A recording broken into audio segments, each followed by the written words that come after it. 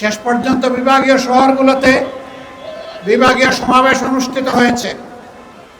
পরবর্তী কর্মসূচিগুলো আমাদের এই দাবি আদায়ের লক্ষ্যে আমি এখন আপনাদের সামনে ঘোষণা করছি।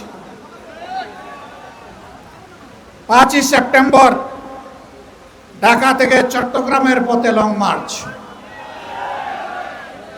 আমরা পরিষ্কার বলে দিচ্ছি, এই লং মার্চ জনগণের দাবি আদায়ের জন্যে। অতীতের কায়দায়, ফেসিবাদী কায়দায় আমাদের লং মার্চে যেন কোনো বাধা দেওয়া না হয়। যদি বাধা দেওয়া হয়, লং মার্চ দ্বিগুণ শক্তিতে তার গন্তব্যে পৌঁছে যাবে ইনশাআল্লাহ। সম্মানিত ভাইরা, 19 সেপ্টেম্বর ঢাকা থেকে আমরা রংপুর পৌঁছবো ইনশাআল্লাহ। রাস্তায় অনেকগুলা সভা হবে, জনগণের মনের কথা শুনবো, আমাদের কথাগুলা জনগণকে বলবো। এইভাবে বাংলাদেশের জনগণকে পরবর্তী বড় আন্দোলনের জন্য আমরা তৈরি করতে চাই ইনশাআল্লাহ। 10 অক্টোবর শনিবার ঢাকা থেকে খুলনা, খুলনা থেকে যশোর, কুষ্টিয়া হয়ে ইনশাআল্লাহ আবার আমরা ঢাকায় ফিরব। একই লং মার্চ।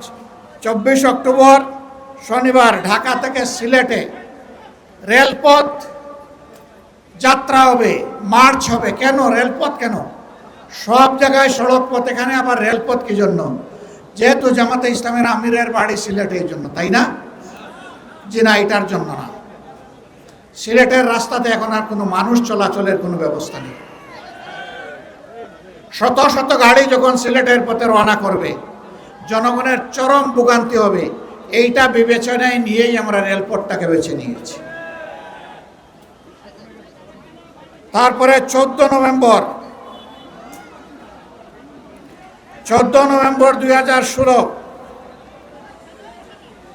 ঢাকাবাসী, আপনাদের কাছে জানতে চাই, বাংলাদেশের প্রত্যেকটি গ্রাম থেকে, পাড়া থেকে, মহল্লা থেকে আমাদের ভাই বোনেরা ঢাকার দিকে রওনা করবে।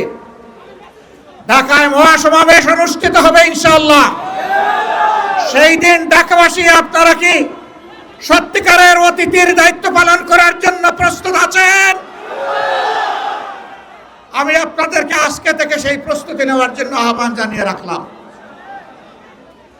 এখন আমাদের দাবিগুলা সচিবালয়ের কানে পৌঁছানোর জন্য, সংশ্লিষ্ট মন্ত্রীদের কানে পৌঁছানোর জন্য এখন আমাদের অবস্থান ধর্মঘট থেকে, কর্মসূচি থেকে সচিবালয়ের দিকে আমরা যাব। এই সচিবালয় কোনো দলের নয়।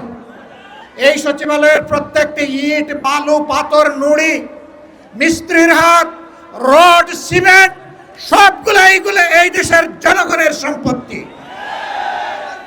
সচিবালয়ে যারা বসে আছেন, মন্ত্রী হন, এমপি হন, জনগণের কথা শুনতে হবে, জনগণের কথা মানতে হবে। আজকের মতো আমাদের দাবি খুবই অল্প। আমার চুলায় গ্যাস চাই, আমার মাকে আর কান্নাবেন না, ঘরে ঘরে বিদ্যুৎ চাই, সংসদের ভিতরে আর মিথ্যা বিবৃতি দিবেন না, খাবার জন্য বিশুদ্ধ পানি চাই, আমাদের যানবাহনের জন্য পর্যাপ্ত গ্যাস চাই। ইতিমধ্যে এলপিজির দাম বাড়িয়েছেন, প্রত্যাহার করুন, প্রত্যাহার করুন। না করলে আমরা সংশ্লিষ্ট দপ্তর ঘেরাও করতে বাধ্য হব। আর দাম বাড়ানোর দিকে হাত বাড়াবেন না। গ্যাসের দাম বাড়ানোর পায়তারা করছেন, আমরা বুঝতে পারছি। সংকট তৈরি করার পরবর্তী পদক্ষেপ হচ্ছে দাম বাড়ানো। আমরা তা হতে দেব না ইনশাআল্লাহ। আপনারা তৈরি আছেন তো? তৈরি থাকবেন। বাংলাদেশ জিন্দাবাদ, 11 দলীয় ঐক্য জিন্দাবাদ। আসসালামু আলাইকুম ওয়া রাহমাতুল্লাহ।